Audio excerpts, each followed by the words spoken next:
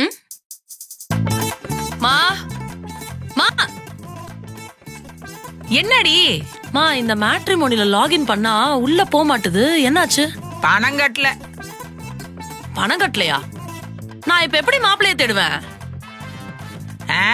5 மாசம் பணம் கட்டி 80,000 வேஸ்டா தான் போச்சு. உங்க அப்பா கிட்ட சொன்ன பணம் கட்ட சொல்லி காசு இல்லன்னு சொல்லிட்டாரு. அதனாலதான். காசு இல்லன்னு சொல்லிட்டாரா? என்னமோ நீங்க 2 பேரும் தான் மாப்பிளைய தேடணும் குதிச்சிங்க. நீ யாரையாவது லவ் பண்ணிட்டு வா. எது லவ் பண்ணா? இதுக்கு மேலயா?